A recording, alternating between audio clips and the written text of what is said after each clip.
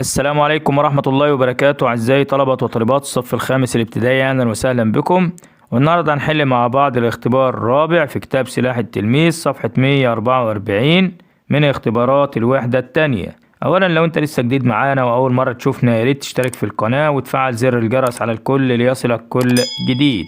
كمان ما تنساش دعمنا باللايك تشجيعا لنا لكي نستمر. السؤال الأول: ألف، لاحظ الخريطة ثم أجب. واحد، نهر. رقم واحد ده نهر النيل. اتنين، عاصمة البطالمة في مصر. رقم اتنين، الاسكندرية. تلاتة، محافظة. رقم تلاتة دي محافظة الأقصر. أربعة، معبد زراو الإسكندر الأكبر. رقم أربعة، معبد آمون في واحد سيوة. ب، وضح مراحل تطور بناء المقابر عند المصريين القدماء. هقول له حيث كانت تتكون المقابر من مصطبة واحدة وأصبحت تتكون من عدة مصاطب مثل هرم زوسر، ثم أصبحت هرما كاملا مثل أهرامات الجيزة.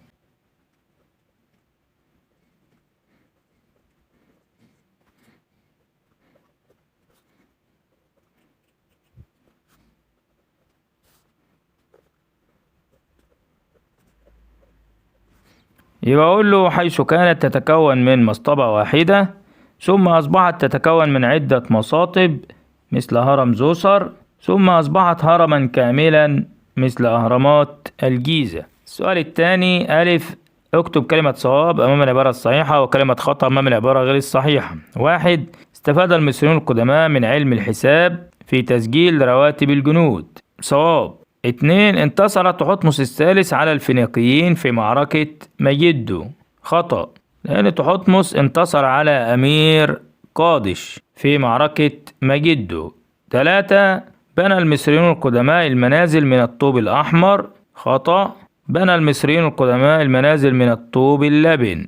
أربعة، تم الرومان بزراعة محصول القمح في مصر. صواب. خمسة، أنشأ الرومان منارة الإسكندرية. خطأ، أنشأ البطالمة منارة الإسكندرية لإرشاد السفن.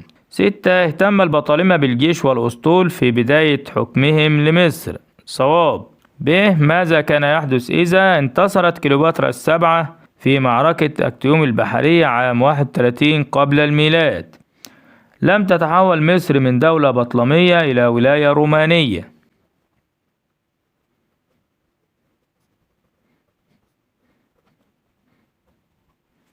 يبقى لم تتحول مصر من دولة بطلمية إلى ولاية رومانية. السؤال الثالث: ألف، اختر الإجابة الصحيحة مما بين القوسين. واحد، أحد أبرز القادة العسكريين في مصر حديثا هو محمد أنور السادات. اثنين، تحنيط المصريين القدماء جثث موتاهم يدل على براعتهم في الطب.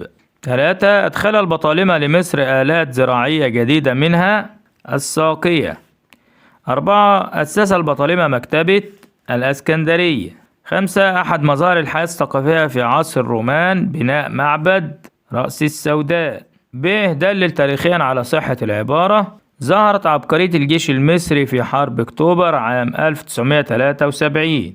هقول له حيث استخدم الجيش المصري اللغة النوبية كشفرة في الاتصالات اللاسلكية، ونجح في تدمير خط بارليف في 6 ساعات، وإزالة الساتر الترابي باستخدام خراطيم المياه.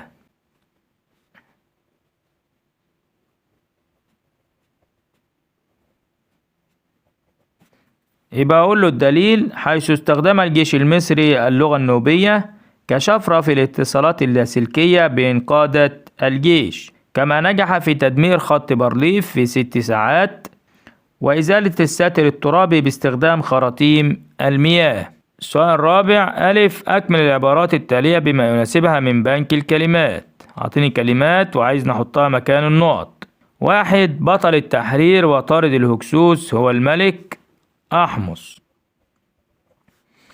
اثنين، إحدى الأدوات الطبية التي اخترعها المصريون القدماء المشرط.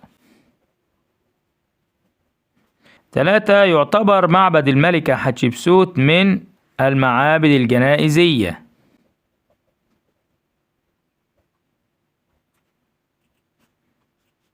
4. اهتم البطالمة بالزراعة فحفروا الترع.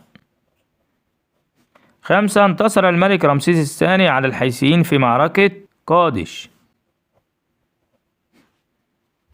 ب. فسر أهمية المسلات المصرية القديمة: تزيين مداخل المعابد وتخليد ذكرى الملك.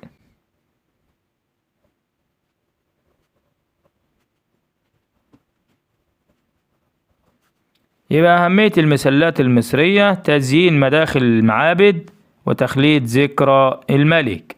وبكده نكون وصلنا إلى نهاية حل الاختبار الرابع، وأشوفكم في فيديو جديد. كان معكم معلم أول دراسات اجتماعية مستر أحمد زغلول، والسلام عليكم ورحمة الله وبركاته.